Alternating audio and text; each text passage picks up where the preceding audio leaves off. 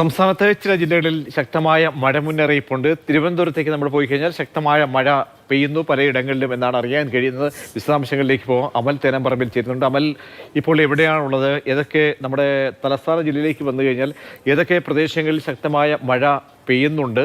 എന്താണ് വരും നിമിഷങ്ങളിലുള്ള മുന്നറിയിപ്പുകൾ?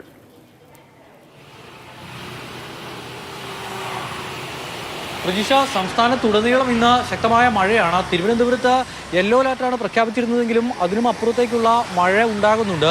കഴിഞ്ഞ 1 മണിക്കൂർ സമയമായി ശക്തമായ മഴ പലയിടങ്ങളിലും ഉണ്ടാകുന്നു. നഗരത്തിൽ ഇടവിട്ട് ശക്തമായ മഴ പെയ്യുന്നുണ്ട്. അതോടൊപ്പം തന്നെ മലയോര മേഖലയുടെ എല്ലായിടങ്ങളിലും തന്നെ ഭൂരിഭാഗം എല്ലായിടങ്ങളിലും തന്നെ ശക്തമായ മഴ പെയ്യുകയാണ്. തുടർച്ചയായി മഴ ഇങ്ങനെ നിൽക്കുന്നില്ല എന്നുള്ളത് മാത്രമാണ്. ശക്തമായ മഴയുണ്ടാകും, അതങ്ങ് പെയ്തു തോരും. അതിനുശേഷം വീണ്ടും കുറച്ച് സമയത്തിന് ശേഷം സമാനമായ സ്ഥിതി ഉണ്ടാകും. അങ്ങനെയാണ് ഇപ്പോൾ ഈ മഴയുടെ ഒരു സ്വഭാവം. എന്തായാലും നാളെയും ശക്തമായ മഴ ഉണ്ടാകും എന്നുള്ളതാണ് പ്രതീക്ഷിക്കുന്നത്. നാളെ 7 ജില്ലകളിൽ യെല്ലോ അലർട്ട് പ്രഖ്യാപിച്ചിട്ടുണ്ട്. ഇന്നിപ്പോൾ തിരുവനന്തപുരം, കൊല്ലം, തെക്കൻ കേരളത്തിലെ 2 ജില്ലകൾ, അതോടൊപ്പം തന്നെ കണ്ണൂർ, കാസർഗോഡ്, വടക്കൻ കേരളത്തിലെ 2 ജില്ലകൾ, ഈ 4 ജില്ലകൾ ഒഴികെ ബാക്കി എല്ലായിടങ്ങളിലും ഓറഞ്ച് അലർട്ടാണ് പ്രഖ്യാപിച്ചിരിക്കുന്നത്. ഈ 2 ജില്ലകളിൽ യെല്ലോ അലർട്ടും പ്രഖ്യാപിച്ചിരിക്കുന്നു. അങ്ങനെ ശക്തമായ മഴയാണ് വിവരങ്ങൾ നൽകിയത്.